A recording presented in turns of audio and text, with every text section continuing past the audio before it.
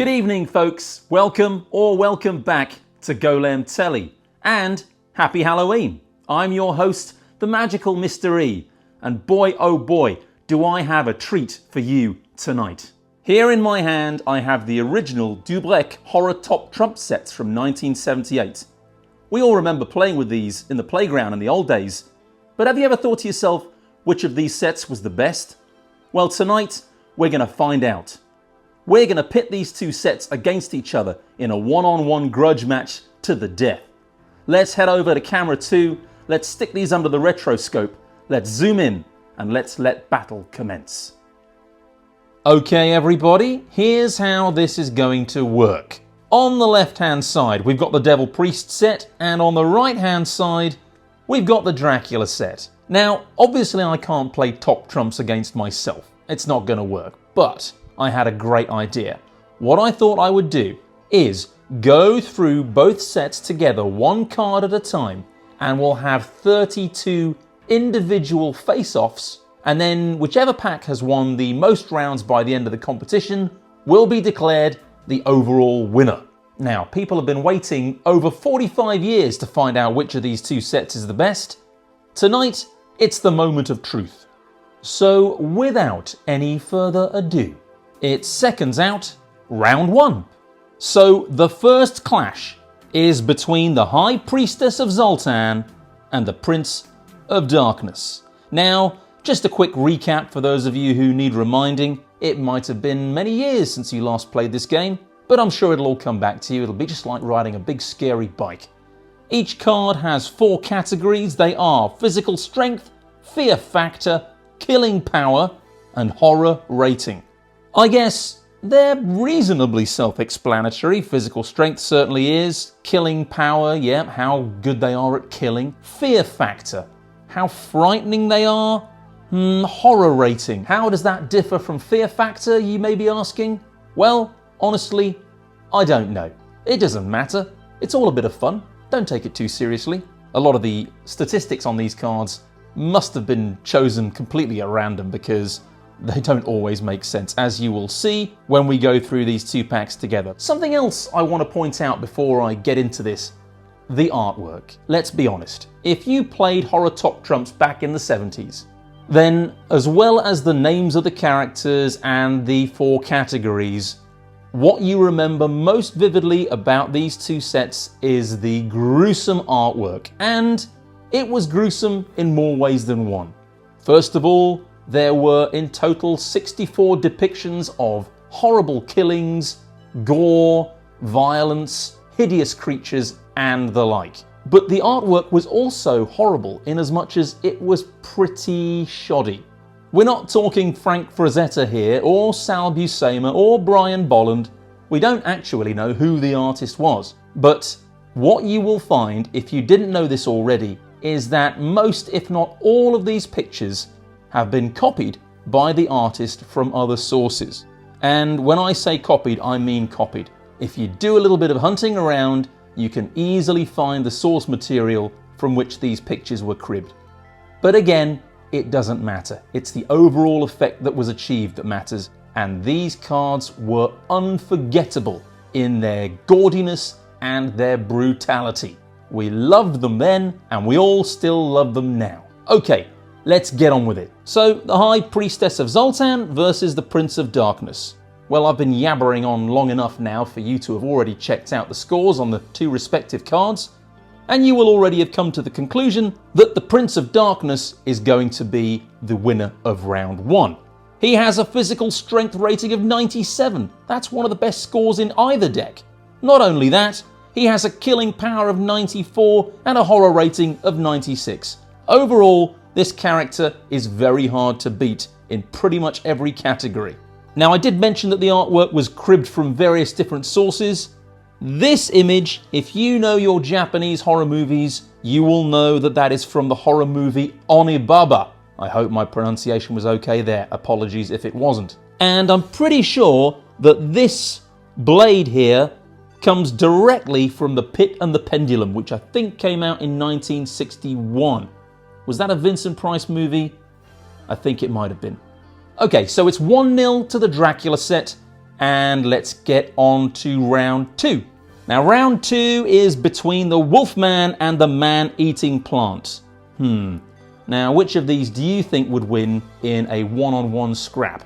Would it be the Wolfman, a man who is, well, half man, half wolf? Or would it be the Man-Eating Plant, who is essentially a giant corn on the cob? Well, the stats don't lie. It's the Man-Eating Plant with a physical strength of 96 and a horror rating of 94 and killing power of 93 compared to the Wolfman's pretty average scores of 60s and 70s across the board. Now, the Man-Eating Plant image, in case you're interested, comes from a movie called I Married a Monster from Outer Space, which came out in 1958. As for the Wolfman image, well, it's hard to say where that was copied from, but I'm pretty sure that that in the corner is the head of Boris Karloff as Frankenstein's monster. Okay, it's 2-0 to Dracula. Let's get on with round 3. So here we go, folks. It's round 3, and it's the living gargoyle versus the freak. Now, what can I tell you about these pictures? Well, the living gargoyle, as far as I can see here, looks to be a direct copy of one of Godzilla's foes, a creature called Gigan, or at least I think that's how you pronounce it. As for the freak, well, that head comes directly from a movie called The Reptile, which came out in 1966. Alright, enough trivia. What about the scores? Well, I think at this stage, I know it's early, but it looks like the Dracula set is already running away with it, because this is a clear win for the freak. It's been a really strong start for the Dracula set. Look at the freak's statistics. Physical strength 94, killing power 91, and horror rating 95. These cards are almost unbeatable. I mean, the living gargoyle, that's not a bad card. It's got a decent horror rating at least, but no match for the freak. Okay, it's 3-0 to Dracula. Let's move on to round 4. Aha, now could this be where the Devil Priest set begins to make a comeback? On the left-hand side, you cannot fail to have noticed death. Undoubtedly one of the top trumps in either set. Is it the best card of all? Possibly. It has a physical strength of 99. It has a horror rating of 100. Strangely, for a creature known as Death, it only has a killing power of 95. Hey, maybe there's hope for us all. That might mean that we've all got a 1 in 20 chance of cheating death one day. I still don't fancy those odds. As for this chap on the right, the Cannibal, that's a very good card, another strong card. 4 really strong cards in a row for the Dracula set. Physical strength of 93, horror rating of 93, but of course, it's no match for Death. You might like to know, by the way, that the modern reproductions of these two sets, which were available about 6 or 7 years ago, don't actually contain all 32 cards in each set. In fact, they each have just 30 cards, and Death is one of the cards missing from the Devil Priest set. The other one missing from that set is the Martian Warrior, and as far as the reproduction Dracula set goes, it's missing both the Man-Eating Plant and the Sorceress. So be warned. If you want to be a cheapskate, buy the repro versions, you're going to be 4 cards short. On the other hand, if you're willing to shell out the big bucks for the originals like I was, then you'll get all the cards. Now that looks to me like another win for the Devil Priest set, because you've got Thor versus Gargantua. Remember what I said about the shonky artwork? What on earth is going on here? What's with the 4 eyes?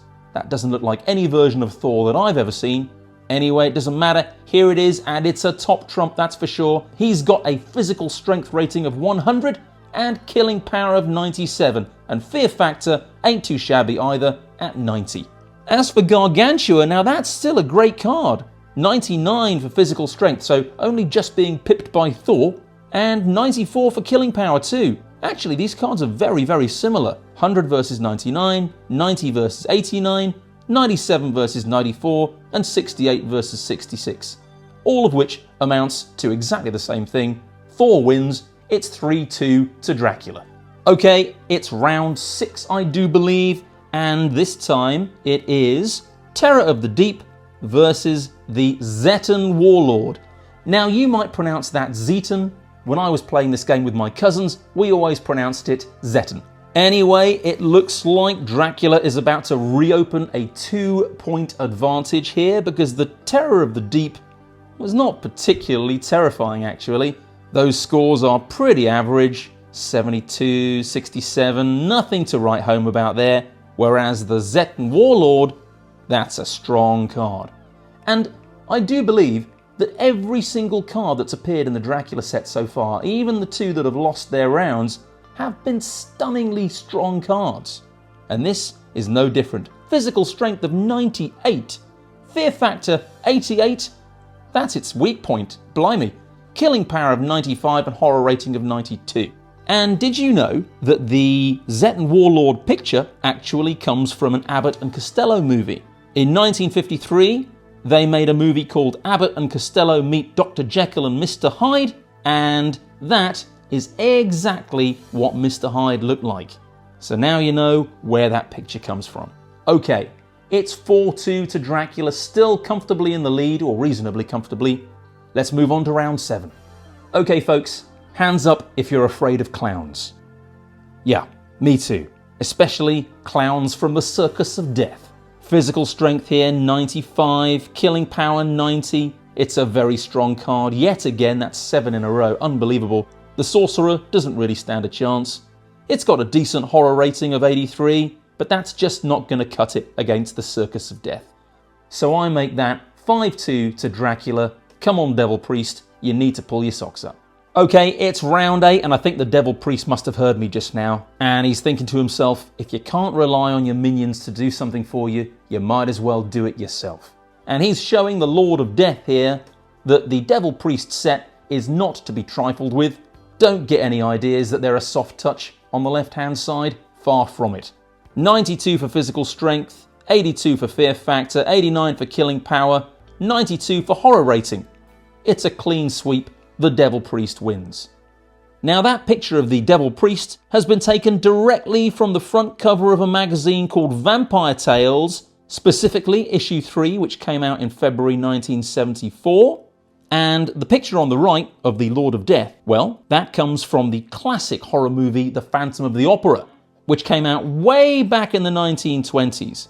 And it's from the scene where the Phantom is disguised as the Red Death. And the Red Death originated in a story by Edgar Allan Poe from 1842. So loads for horror fans to get their teeth into here. It's great knowing the background of these images, isn't it? But anyway, it's the Devil Priest set 3, the Dracula set 5, and we're on to round 9. Okay, and it's yet another strong card for the Dracula set, the Risen Dead versus the Alien Creature. And I can tell you right now that that alien creature is actually from the 1960 movie version of The Time Machine. And if you know that movie, then you'll know that that is a Morlock. The alien creature is one of those cards that has a single statistic that is likely to beat pretty much any other card in the deck. And it's a horror rating of 97, which does indeed beat the Risen Dead. But you've got to take the overall package here. And the alien creature's puny physical strength, ridiculously low fear factor, and rather unimpressive killing power all add up to one thing.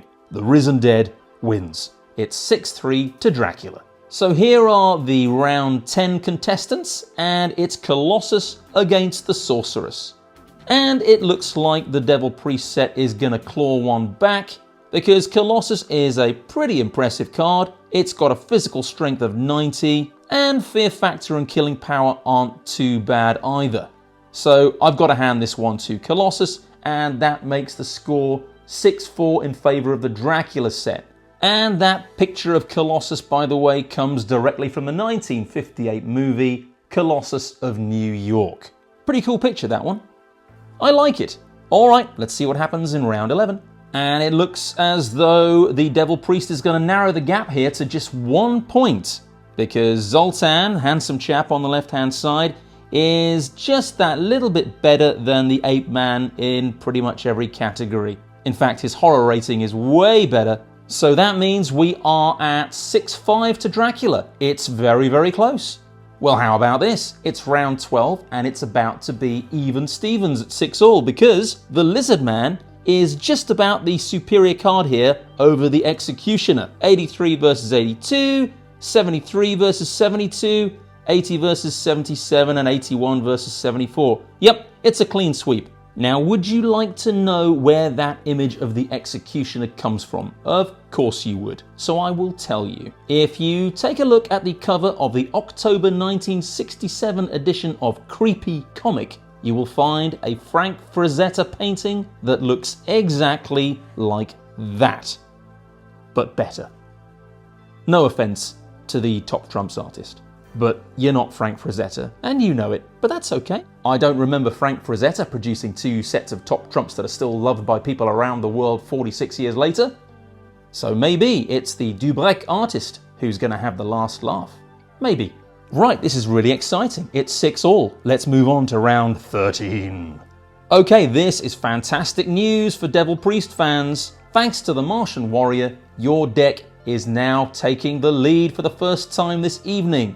Yep, the Martian Warrior just about outmatches the Ghoul in every respect except for the horror rating. Now, who would you say is the most handsome of these two? It's a tough one, but I think the Martian Warrior. I like his Flash Gordon t-shirt. 7-6 to the Devil Priest set. Let's see what happens next. Alright then, it's round 14, and this is a complete mismatch, as you can see. Talon on the left-hand side. It's a 60s and 70s card, and I don't mean in a good way like the decades. I mean he's only got scores in the 60s and 70s, and they're not going to do him any good against King Kong. Although, hold on one second, the horror rating of 76 would actually beat King Kong, who for some bizarre reason has only been given a horror rating of 70. Makes no sense to me, but I did tell you that some of the stats here were a little bit on the random side. Anyway, let's admire the King Kong card, because that's what we're here for, isn't it? Physical strength 100, and a fear factor of 90 and a killing power of 97. Okay folks, before we move on, gather round, it's story time again. Shall I tell you my King Kong story? You know I'm going to, so let's get into it. When I was a very young boy, just 3 years of age, I had rheumatic fever and I was in hospital for quite a long time. Poor little magical Mr. E. I was very, very poorly. But even though it was a long time ago, I have some very vivid memories of that period. During my weeks in hospital, I remember my mum would stay with me overnight as the doctors worked around the clock to nurse me back to full health. And in my hospital room, I remember there was a TV in the corner. And I guess one night it had just been left on and nobody was really paying much attention as to what was on the screen, but I was watching it. And it was the 1933 version of King Kong that was being shown on TV that night. The original version starring Fay Wray. And of course I watched the whole movie. I was terrified, but I was amazed and I was fascinated and awestruck, and that experience has stayed with me ever since. Whenever people ask me what my favourite movies are, I always have the 1933 version of King Kong somewhere in the top 10, and it all stems back to that moment when I was in hospital in 1976. It's when I saw it on TV for the first time. Now, just before we move on, I'm going to tell you another King Kong story, just a quick one. Now, obviously, the experience of seeing King Kong on TV had made quite an impact on the mind of the magical master E. And I guess it must have been a few weeks later, I was asleep one night, back in my own bed, and I had a nightmare. And I will describe that nightmare to you now. My sister and I were in the back seat of our dad's car. We were parked just outside Grzinski's in Golders Green. My dad had gone inside the store to get some challah, and as we were waiting there, I could see movement at the far end of the road. And the sky turned a strange shade of yellowy orange, and there, in the distance, I could see King Kong. And he was approaching the car, stomping his way up the road towards where we were parked right outside Grzinski's. He got to within a few feet of the car. My sister and I were screaming. He bent down to pick up the car. He lifted the whole car into the air and he brought the car towards his mouth, opened his jaws wide, and that's when I woke up. I never did find out what happened next. Maybe that's for the best. Okay, this is a pretty close contest here.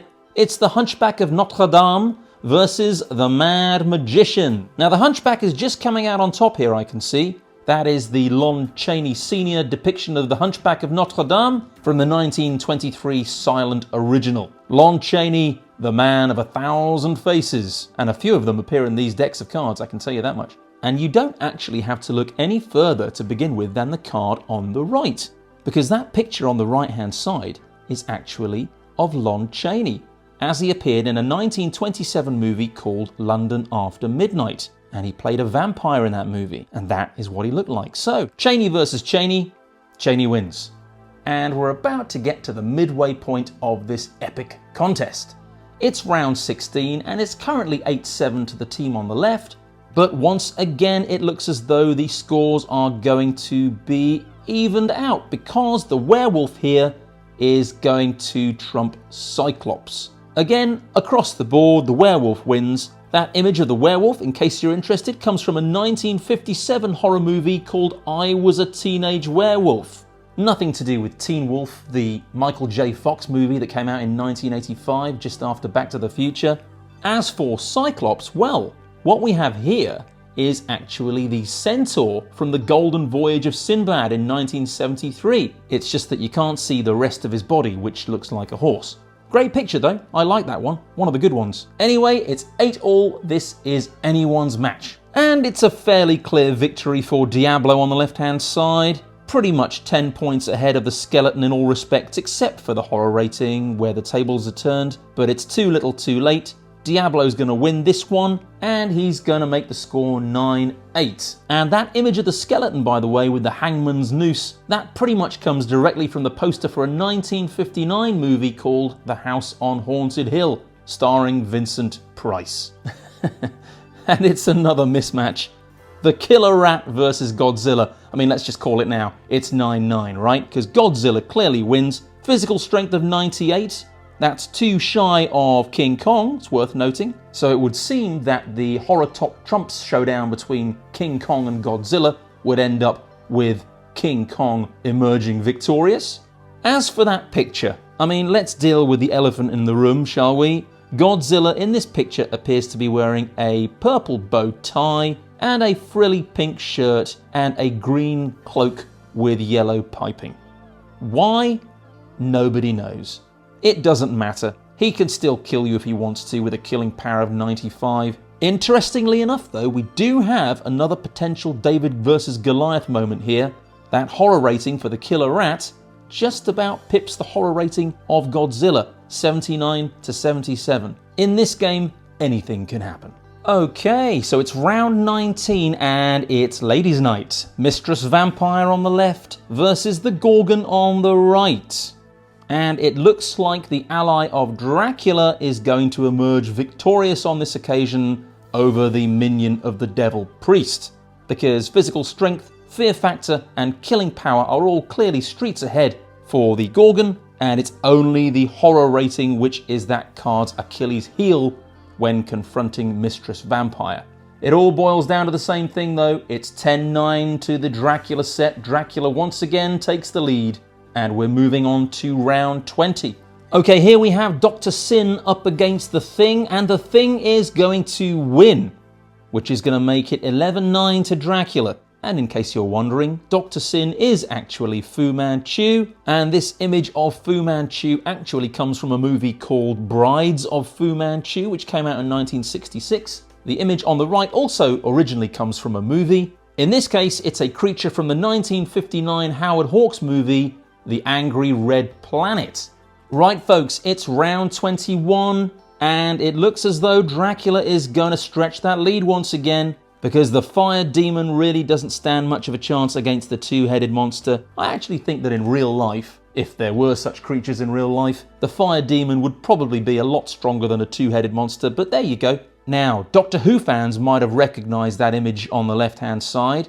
That is a creature from The Demons, which is a third Doctor story from, I think, 1971. As for that two-headed monster, well, yes, that also comes from a movie. The original made a brief appearance in The Thing with Two Heads from 1972. Alright, it's 12-9 to Dracula. Devil Priest needs to dig deep again. Right, it's the Jailer versus Granite Man. I never really liked the Granite Man card, it's a bit boring. Compared to all the others which are so colourful and garish, this one's a little bit sort of plain. But it's a good card though, and it's going to help the Dracula set to pull away even further. So really there's no contest between these two. Granite Man is far, far stronger than the Jailer. The only category in which they're even remotely close to one another is horror rating, and even then Granite Man comes out on top. So that lead is stretched to 4 now. It's 13-9 to the Dracula set. This could be running away from the Devil Priest.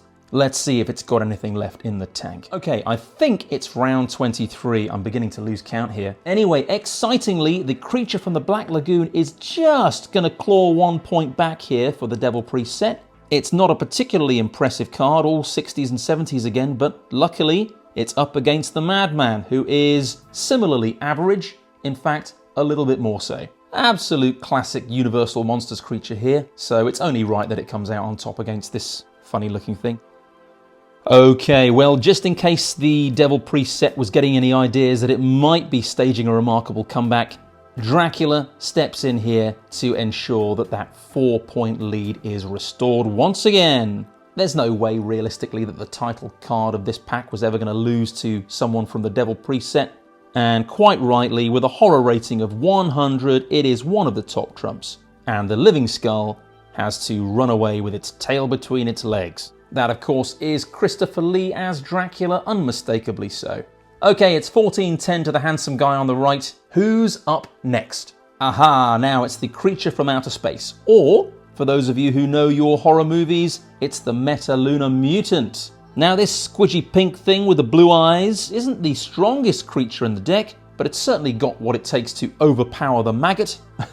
I love the way that both of these creatures are doing unspeakably horrible things to other people's heads. Ah, the beauty of horror top trumps. You won't be able to buy these in John Menzies nowadays, folks, that's for sure. Okay, it's 11-14. There's a glimmer of hope for the Devil Priest set, but I'm still betting heavily on Dracula. Or maybe I've spoken too soon. In another really close contest here, we've got the Fiend trumping the Incredible Melting Man. In fact, some people out there might say that this should go to the Incredible Melting Man because its horror rating of 88 is so markedly better than the Fiend's 80. However, in 3 of the 4 categories, the Fiend just wins, and I think that means it's 3-1, so the Fiend takes it. Okay, things are getting very exciting again because it's 12-14. By the way, the picture on the left-hand side of the Fiend, does that severed head look familiar to you? Any fans of The Omen out there? Remember David Warner's close call with a pane of glass? Well, if you saw it, then I know you do remember it, because you're never forgetting that one. Is that David Warner's head on the left-hand side? What do you think? Let me know in the comments. Now, this really is hotting up because Frankenstein on the left-hand side, actually, we all know that should be Frankenstein's monster, but let's not nitpick. Frankenstein on the left-hand side is a clear winner over the Phantom of the Opera, which makes it 13-14 with 5 rounds to go. It's wide open again, folks. Now, even though that card on the right-hand side says the Phantom of the Opera, if you've ever seen either of the Dr. Phibes movies, The Abominable Dr. Phibes and Dr. Phibes Rises Again, then you will know that that is in fact Vincent Price as Dr. Phibes. Well, hold on tight, folks, because it looks like we are all square once again. It's the slime creature versus the vampire bat, and it's a clear win for the slime creature. Only a fear factor of 80 could possibly have won this for the vampire bat, but in all other respects, the slime creature comes out on top. And the Devil Priest set is on a real hot streak now because it's taken the lead once again against all the odds. It's 15-14 now because the Mummy beats Fu Manchu. 86-84, 76-74, and 81-79. Only the horror rating is in Fu Manchu's favour, and I'm not entirely sure that's accurate anyway. I'd be far more scared of the Mummy than Fu Manchu, but it doesn't matter. It's 15-14. And there are 3 rounds to play. This is really exciting, folks. It's 15 all with 2 rounds left because look, there's the Hangman with 83, 73 and 78, and there's the Venusian Death Cell with 79, 69 and 74, which means that the Hangman is the clear winner. Now, funnily enough, that picture of the Hangman is actually Lon Chaney Sr. again from the 1925 movie Phantom of the Opera. So the poor old horror top trumps artist was getting a bit confused, it would seem. As for that Venusian Death Cell, well, I've always thought that the Death Cell part of that name refers to the sort of dungeon in which all this death is occurring. As for the creature itself, well, that's a sea devil, isn't it, from Doctor Who? Okie dokie, it's the Beast versus the Mad Axeman. I get the feeling that there are lots of supporters for the Devil Priest set out there who are willing the Beast to win this one. But I'm afraid I'm going to have to disappoint you because it may have a horror rating of 98, which is a real whopper of a score. But on 3 out of the 4 statistics, the Mad Axeman comes out on top. Who would have thought it? Physical strength, fear factor, and killing power are all narrow but clear wins for the Axeman. So it's 15-16. The Dracula set cannot lose now, and it may claim an outright victory with the turn of these cards. Hold your breath, folks. Let's find out together. Ladies and gentlemen, it's round 32. It's the Zetten Priest versus the Headhunter, and the Zetten Priest is the clear winner, which makes it a dead heat. Amazing! Physical strength of 94 versus 88, fear factor of 84 versus 78, killing power 91 versus 85, and horror rating of 95 versus 91. I mean, the Headhunter is a good card, but it's no match for the Zetten Priest, and the scores at the end of 32 hard-fought rounds are even. 16 all. And so, the verdict is in. After 46 years of head-scratching and wondering, and debate, and discussion, and argument, and controversy, we can now state with absolute certainty that both decks are equally brilliant. There is nothing to choose between them. They are both fantastic, they are both essential, they are both a perfect match for one another. So that's it. Our Halloween showdown has come to an end. I think the time has come to head back to camera 1 and to draw these Halloween proceedings to a close. Well, folks, now you know. It was impossible to pick a winner in the end, and that's because both sets are brilliant. Thank you so much for joining me this evening. I really do appreciate it. If you could like and share the video, I would be grateful beyond measure. And if you could subscribe to Golem Telly if you haven't done so already, well, that will make you my very best friend ever. I hope you enjoy the rest of your evening. I will be back in 3 or 4 days' time with another video. In the meantime, take care, happy Halloween, and I will see you very soon. Evening shadows deepen.